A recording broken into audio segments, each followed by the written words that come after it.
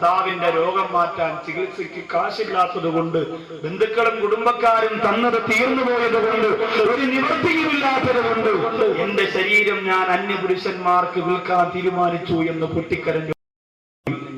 പ്രിയമുള്ളവരെ, മനുഷ്യന്റെ വികാരത്തെ അടക്കി നിർത്താൻ, ഒതുക്കി നിർത്താൻ എന്റെ പ്രിയപ്പെട്ട സഹോദരങ്ങളുടെ മനസ്സ് വെച്ചെല്ലാരെങ്കിലും അപകടമാണ്. നമ്മൾ ഓരോരുത്തരും അത് നിയന്ത്രിച്ചിരിക്കണം, ഇല്ലെങ്കിൽ വല്ലാത്ത പ്രശ്നമാണ്. എന്റെ പ്രിയപ്പെട്ട സഹോദരിമാരും സഹോദരങ്ങളും അങ്ങനെ തന്നെയായിരിക്കണം. അത് ഞാൻ ഒരുപാട് വിശദീകരിക്കുന്നില്ല. എന്റെ പ്രിയപ്പെട്ട ചെറുപ്പക്കാരുടെ മനസ്സിനെ ഇക്കളിപ്പെടുത്തുന്ന രീതിയിൽ ഒരു നൂറുകണക്കാട് ആൽബങ്ങളാണ് വിപണിയിൽ വിറ്റഴിച്ചുകൊണ്ടിരിക്കുന്നത്. എത്രയോ മാപ്പിളപ്പാട്ടെന്ന പേരിൽ തുണിയില്ലാത്ത പാട്ടുകള് വീട്ടിന്റെ അകത്ത് അരങ്ങ് തകർത്തുകൊണ്ടിരിക്കുമ്പോ അത് മൊഞ്ചുള്ള പാട്ടാണെന്ന് പറഞ്ഞുകൊണ്ട് എന്റെ പ്രിയപ്പെട്ട ഉപ്പമാര് പോലും ഇരുന്ന് കാണുമ്പോ ഉടനെ ജുമയിലെത്തും, ഉടനെ നഫീസത്തും എന്നൊക്കെ പറഞ്ഞ് 18ഉം 19ഉം വയസ്സായ പെൺകുട്ടികൾ മുട്ടുവരെയുള്ള പാവാറിട്ടുകൊണ്ട് 2 കമ്പ് കയ്യിൽ വെച്ചുകൊണ്ട് കോലുകൾ നടക്കുമ്പോ അതിലൂടെ മാപ്പിളപ്പാട്ട് പാടി സ്റ്റിപ്പ് വെക്കുമ്പോ പാടിയും പിറകെ തസ്ബീഹും കയ്യിൽ വെച്ചുകൊണ്ട് നിസ്കാരപ്പായിരുന്നുകൊണ്ട് ആണും പെണ്ണും അത് കണ്ടാസ്വദിക്കുമ്പോ അത് സ്വർഗത്തിന്റെ പാട്ടാണെന്ന് ചിന്തിക്കുന്ന മുസ്ലിമേ, അല്ലാഹു ഈ സമുദായത്തിന്റെ ഏറ്റവും വലിയ പരീക്ഷണത്തിൽപ്പെട്ടതായത് മാറിക്കൊണ്ടിരിക്കുകയാ. പിശാചിന്റെ ഏത് തരത്തിൽ നിങ്ങളെ നശിപ്പിക്കാൻ പറ്റുമോ ആ തരത്തിലേക്ക് കാര്യങ്ങളെ നീക്കിക്കൊണ്ടിരിക്കുമ്പോ എന്റെ പ്രിയപ്പെട്ടവരെ ശ്രദ്ധിക്കണേ. രണ്ടാമത് ഖലീലുള്ളാഹി ഇബ്രാഹിം നബി അലൈഹിസ്സലാം അറുക്കാൻ പിടിച്ച പക്ഷിയുടെ പേര് കാക്ക എന്നാണ്. കാക്കയുടെ സ്വഭാവം എന്തെന്നറിയോ? കാക്കയ്ക്കുള്ള ഒരു ദുസ്വഭാവമാണ്, അത്യാഗ്രഹമാണ്. എത്ര കിട്ടിയാലും തികയത്തില്ല. വീട്ടിന്റെ അകത്തൊരു 100 ചുരിദാർ വെച്ചിരുന്നാലും ഭാര്യയും കൊണ്ട് യാത്ര പോകുമ്പോ നല്ല അടിപൊളി ചുരിദാർ കടയിൽ ഇങ്ങനെ തൂക്കിയിട്ടിരുന്നാൽ ഭാര്യ പറയും, നിൽക്കാ ഒന്ന് ചവിട്ടണേ, ഞാൻ ആ ചുരിദാർ ഒന്ന് വാങ്ങിട്ടു. ഭർത്താവ് പറയും, ഇനി 150 എണ്ണം വീട്ടിൽ വെച്ചിരിക്കണത് ആരെ കുഴിച്ചാക്കാൻ അവിടെ ഇരിക്കല്ലേ, നിനക്കത് പോരെ? ഇല്ല, ഞാൻ തൊട്ടിട്ട് വരാം, വാങ്ങിയില്ലെങ്കിൽ കുഴപ്പമില്ല, പോയി തൊട്ടിട്ട് വരാമെന്ന് പറയും. അത് വേണ്ട, അതിന്റെ ആവശ്യമില്ല. കടകളിൽ ചെന്നാൽ ഇത് താത്തമാർ ആദ്യം ചോദിക്കുന്നത്, മേരിക്കൊണ്ടൊരു കുഞ്ഞാടുണ്ടോ? ഇപ്പൊ കടക്കാരൻ പറയില്ല, വാപ്പാക്കൊരു മുട്ടനാടുണ്ട്.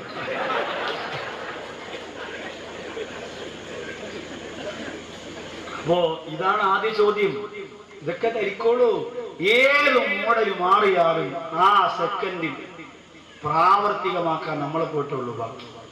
അപ്പോ അത്യാഗ്രഹം അത്ര കിട്ടിയാലും ഒരു ചാക്ക് അരി എടുത്തിട്ട് 3 കാക്ക മാർക്കിങ്ങനെ ഇട്ട് കൊടുത്തിരുന്ന എവിടെ പോകണമെന്ന് അറിയാൻ പറ്റത്തില്ല. അത് മുഴുവനും തിന്നുയർന്ന അവസാനം നമ്മൾ ചോറ് കഴിക്കുമ്പോൾ മുമ്പ് വന്നിരുന്ന ഒരു ചോറ് ഇങ്ങനെ പൊക്കിയിട്ടത് ആ ചാടി പിടിക്കാൻ വേണ്ടി ആർത്തി കാണിക്കുക. ഇത് അത്യാഗ്രഹമാണ്. എത്ര കിട്ടിയാലും മതി വരൂല. അത് വല്ലാത്ത അത്യാർത്ഥിയാണ്, അത്യാഗ്രഹമാണ്. അവന്റെ സഹോദരങ്ങൾക്ക് സഹോദരിമാർക്ക് അപകടമാണ്, ആപത്താണ്, ദുഃഖമാണ്, ദുരന്തമാണ്. കണ്ടില്ലേ, ഇന്നത്തെ പത്രത്തിൽ കണ്ടില്ലേ, ചുണക്കുട്ടനാട് സലീം എന്ന് പറയുന്ന ചെറുപ്പക്കാരന്റെ കഴുത്തറുത്ത്, കയ്യറുത്ത്, കാലറുത്ത്, ലിംഗമറുത്ത് 9 കവറിനകത്താകയിട്ട് വീടിന്റെ പിന്നാമ്പുറത്തുള്ള വേസ്റ്റുകുടിയിലേക്ക് വലിച്ചെറിഞ്ഞ സംഭവം വായിച്ച് ഈ സമുദായം ഞെട്ടാത്തതുണ്ട്. നിങ്ങൾ ചിന്തിച്ചു നോക്കിയേ, പണത്തിനോട് ആദ്യമൊത്തുകൊണ്ട് പലിശയ്ക്ക് കൊടുക്കുന്ന ഭ്രാന്തന്മാര് ഈ ലോകത്ത് ഭ്രാന്തന്മാരായി അകപ്പലിച്ചുകൊണ്ടിരിക്കുമ്പോ അല്ലാഹുവിന്റെ റസൂൽ പലിശ ഹറാമാണെന്ന് പറഞ്ഞെങ്കിൽ എന്തൊക്കെ നീ ദുനിയാവിൽ നേടിയാലും മോനെ നിന്റെ അന്ത്യം ഇങ്ങനെ തന്നെയാ. കഷ്ടപ്പെട്ട് പണമുണ്ടാക്കിയ സലീം എന്ന സഹോദരൻ ആ കാശ് പലിശയ്ക്ക് കൊടുക്കാൻ തുടങ്ങി. തന്റെ കൂട്ടുകാരൊക്കെ ശരിക്ക് കാശാ സലീമിൽ നിന്ന് വാങ്ങാൻ തുടങ്ങി. അവസാനം സഹോദരങ്ങളെ, ലക്ഷക്കണക്കിന് രൂപയുടെ ഇടപാട് വന്നപ്പോ ആ പൈസ ഞാൻ എങ്ങനെ തിരിച്ചു കൊടുക്കുമെന്ന് ചിന്തിച്ച് വേവലാതിപ്പെട്ടിട്ട് ആ പ്രിയപ്പെട്ട കൂട്ടുകാരന് ആരുമില്ലാത്ത സ്വന്തം വീട്ടിലേക്ക് വിളിച്ചു കൊണ്ടുപോയി. ആ വീടിന്റെ ഹാളിൽ പോയിട്ട് മദ്യം ഒഴിച്ചു കൊടുത്തു. ആ മദ്യത്തിലേക്ക് മയക്കുമരുന്ന് കലക്കി കൊടുത്തു. എന്നിട്ടൊരു കൂട്ടുകാരൻ കുടിച്ച് മയങ്ങി വീണപ്പോ 1 കോടി അറക്കുന്ന ലാഘവത്തോട് കൂട്ടുകാരനെ പണത്തിനോടുള്ള ആർത്തി കൊണ്ട് പണം കൊടുക്കണമല്ലോ എന്ന ചിന്ത കൊണ്ട് അവന്റെ കഴുത്തെടുത്തെടുത്തു, അവന്റെ കൈകാലെടുത്തെടുത്തു, 9 കവറിനകത്താക്കിയിട്ട്. എന്റെ പ്രിയമുള്ളവരെ, മനുഷ്യനത് ചെയ്യാൻ കഴിയുന്നല്ലോ. അതുകൊണ്ടാണ് വിവേകാനന്ദ സ്വാമി പറഞ്ഞത്, ലോകത്തിന്റെ കായിക താരങ്ങളുടെ ഏറ്റവും വലിയ സന്തോഷമായി പരിണമിക്കുമ്പോ, സച്ചിൻ ടെണ്ടുൽക്കർ ലോകത്തിന്റെ കയ്യടി വാങ്ങുമ്പോ, മനുഷ്യരെന്ന പദവിയിൽ നിന്നുകൊണ്ട് മനുഷ്യർ ഒരുപാട് അത്യാർത്ഥിയും അഹങ്കാരവും നടിക്കുമ്പോ, ആകാശ ലോകത്തേക്ക് കടന്നുപോലെ സുനിതാ വില്യംസ് ആകാശങ്ങൾക്കപ്പുറത്തേക്ക് പറന്നു പോകാനുള്ള ഇന്ത്യ രാജ്യത്തിന്റെ തൊലിക്കുറപ്പ് ജീവിച്ചുകൊണ്ടിരിക്കുന്ന ശാസ്ത്രലോകത്തിന് കഴിയുമെന്ന് പറഞ്ഞപ്പോ വിവേകാനന്ദ സ്വാമി പറഞ്ഞിട്ടുണ്ടെന്ന് എന്റെ സഹോദരങ്ങൾക്കറിയോ? മനുഷ്യ, നിനക്ക് ആകാശത്ത് പറവകളെ പോലെ പറക്കാൻ കഴിയുന്നുണ്ട്, ഭൂമിയിൽ ഒരു മനുഷ്യനെ പോലെ ജീവിക്കാൻ നിനക്ക് കഴിയുന്നില്ല. ശരിയല്ലേ? ആകാശത്ത് പറവകളെ പോലെ പറക്കാൻ കഴിയുന്ന മനുഷ്യന് ഭൂമിയിൽ ഒരു മനുഷ്യനെ പോലെ ജീവിക്കാൻ കഴിയുന്നില്ല. എത്ര അർത്ഥവത്തായ വാക്ക്! ഒരു ജീവിയും സ്വന്തം കൂടപ്പിറപ്പുകളെ തിന്നാറില്ല. നായയുടെ കുഞ്ഞിനെ തിന്നാറില്ല. പൂച്ചയുടെ കുഞ്ഞിനെ തിന്നാറില്ല. മനുഷ്യ കുഞ്ഞിനെ തിന്നുന്ന ലോകമാണ്. മുമ്പ് വെച്ചു കൊടുത്താൽ, തൊട്ട് നക്കാൻ ഇത്തിരി അച്ചാറോടെ വെച്ചു കൊടുത്താൽ പെറ്റ മക്കളെ അറുത്തു പൊരിച്ചു തിന്നുന്ന കാടത്തമ്മ ലഭിച്ച അമ്മമാരുടെ നാടായി മാറിക്കൊണ്ടിരിക്കുന്നു. അത്യാർത്തി ലോകത്ത് ഒരുപാട് അപകടങ്ങൾ വരുത്തിയിട്ടുണ്ട്. ഒന്നിനു പുറകെ മറ്റൊന്ന് വേണമെന്നുള്ള ആർത്തി മനുഷ്യനെ ഒരുപാട് നശീകരണത്തിലേക്ക് എത്തിച്ചിട്ടുണ്ട്. ആ സ്വഭാവം നമ്മൾ വലിച്ചറുത്ത് കളഞ്ഞില്ലാതെ മാനുഷിക നന്മ നമ്മുടെ നെഞ്ചകത്തിലേക്ക് വരികയില്ല. മൂന്നാമത് ഖലീലുല്ലാഹി ഇബ്രാഹിം നബി അലൈഹി സ്വലാത്തു വസ്സലാം മൂന്നാമത് പിടിച്ചത് മയിലിനെ, നാലാമത് പിടിച്ചത് പരുന്തിനെ. ഇത് രണ്ടിനും ഏകദേശം ഒരു സ്വഭാവമാണ്. ഒന്നിന് അഹന്ത, ഒന്നിന് അഹങ്കാരം. പരുന്തിന് അഹങ്കാരമാണെങ്കിൽ മയിലിന് അഹന്തയാണ്. അഹന്ത എന്ന് പറഞ്ഞാൽ ഞാൻ എന്തൊക്കെയോ ആണെന്നുള്ള തോന്നലാണ്. അഹങ്കാരം എന്ന് പറഞ്ഞാൽ ഞാനാണ് ഇവിടെ ഏറ്റവും വലിയവൻ എന്ന ചിന്ത. ഇതാണ് രണ്ട് സ്വഭാവത്തിന്റെയും പ്രത്യേകത. ഇതും നമ്മുടെ ഹൃദയത്തിൽ നിന്ന് നമ്മൾ മാറ്റിയേ പറ്റും. നമ്മൾ ആരും വലിയ മിടുക്കി ദുനിയാവിൽ കാണിക്കണ്ട, ആഖിറത്തിൽ മിടുക്കരായി വരാം. അതിനു വേണ്ടിയിട്ട്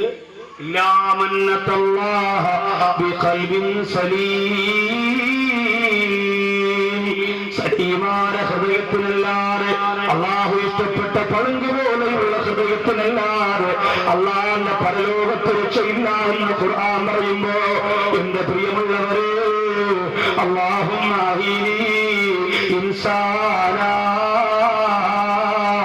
വമിത്നി ഇൻസാനാ, എന്നെ ഒരു മനുഷ്യനായിട്ട് ജീവിപ്പിക്കണേ അല്ലാഹ്, എന്നെ ഒരു മനുഷ്യനായി മരിപ്പിക്കണേ അല്ലാഹ്. അള്ളാഹുവിന്റെ റസൂൽ ദുആ ചെയ്തിട്ടുണ്ട്, മഹാന്മാര് ദുആ ചെയ്തിട്ടുണ്ട്, ആരിഫീങ്ങൾ ദുആ ചെയ്തിട്ടുണ്ട്. ജയന്തി മഹദൂമങ്ങളെ പോലെ ദീനിന്റെ കരുത്തരാറ് നേതൃത്വങ്ങൾ, നിറകുടങ്ങള് ഈ സമുദായത്തിന്റെ നടുമധ്യത്തിൽ നിന്നുകൊണ്ടെങ്ങനെ ദുആ ചെയ്തിട്ടുണ്ട്. അതുകൊണ്ട് നമുക്കും മനുഷ്യനാകാൻ സാധിക്കണം. അയൽവാസിയുടെ നമ്പരമറിയുന്ന മനുഷ്യനാകാ, അനാഥ മക്കളുടെ കണ്ണീരൊപ്പുന്ന മനുഷ്യരാകാ, പാവപ്പെട്ടവരുടെ പട്ടിണി എറിയുന്ന മനുഷ്യരാകാ, കൂടപ്പുറപ്പിന്റെ വേദന എറിയുന്ന മനുഷ്യരാകാ, രോഗിയുടെ വിഷമമറിയുന്ന മനുഷ്യരാകാ, അയൽവാസി അനുഭവിക്കുന്ന വിഷമത്തെ മാറ്റിക്കൊടുക്ക, അവന്റെ കൂടെ തോളോട് തോൾ ചേർന്ന് നിന്നുകൊണ്ട് പരിശ്രമിക്കുന്ന മനുഷ്യരാകാ. എന്റെ പ്രിയപ്പെട്ടവർക്ക് മനസ്സുണ്ടാകണം. അല്ലാഹു തൗഫീഖ് തരട്ടെ. അതുകൊണ്ടാണ് ാര് ഒന്ന് രണ്ട് വരി ഇങ്ങനെ ഇടയ്ക്കിടയ്ക്ക് പാടാറുണ്ട്. അടുത്ത വീട്ടിൽ തീ പിടിച്ചാൽ അണയിപ്പവൻ മനിതനോ, അന്ത നേരം ഓടി വന്ന് അണയിപ്പവൻ മനിതനോ, അവനോ മനിതൻ ഇവനോ മനിതൻ എന്ന് പറഞ്ഞാൽ അണയ്ക്കാൻ വരുന്നവനാണോ മനുഷ്യൻ, അതല്ല ആ സമയത്ത് വീടിയും കൊണ്ട് കത്തിക്കാൻ ചെല്ലുന്നവനാണോ മനുഷ്യൻ?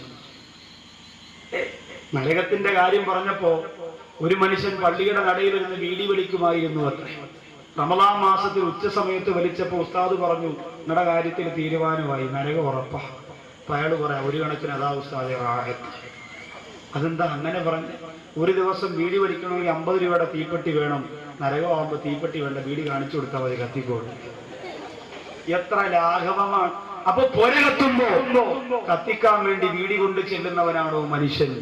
അതല്ല, അതിനെ അണയ്ക്കാൻ വേണ്ടി ഓടി വരുന്നവനാണോ മനുഷ്യൻ? അത് തമിഴ്നാടിന്റെ പാട്ടാണെങ്കിൽ, മനുഷ്യൻ മണ്ണിൽ പലകോടി അവന്റെ മനസ്സിൽ ശൈത്താന്റെ മുഖം മൂടി. ഇത് കേരളത്തിന്റെ പാട്ട് എന്ന് പറഞ്ഞാൽ, മണ്ണിൽ മനുഷ്യൻ പല കോടിയാണെങ്കിലും അവന്റെ മനസ്സിൽ ശൈത്താന്റെ മുഖം മൂടിയാണ്. പണ്ട് ചങ്ങാതി നന്നായാൽ കണ്ണാടി വേണ്ടാന്ന് പറയും. ഇന്ന് ഒരുപാട് ചിരിച്ച് തോളത്ത് കൈയിടുന്നവനാണ് അറുത്ത് കവർണത്താക്കി കുടിച്ചിടുന്നത്. അല്ലേ? വിശ്വസിക്കാൻ കഴിയാത്ത കാലം, സ്നേഹം തിരിച്ചറിയാൻ കഴിയാത്ത കാലം. അതുകൊണ്ട് മാനുഷിക ഗുണങ്ങളിലേക്ക് തിരിച്ചു വരാൻ അല്ലാഹുവിന്റെ ഖുർആൻ പറഞ്ഞു, ലഖദ് ഖലഖനൽ ഇൻസാന ഫീ അഹ്സനി തഖ്വീം. ഏറ്റവും നല്ല ഉത്കൃഷ്ടമായ പരിപൂർണമായ ഘടനയിലാണ് ഞാൻ മനുഷ്യരെ പടച്ചിരിക്കുന്നത്. അസ്ഫല സാഫിലീൻ. പിന്നെ നാം അവരെ മറക്കുന്നതാ.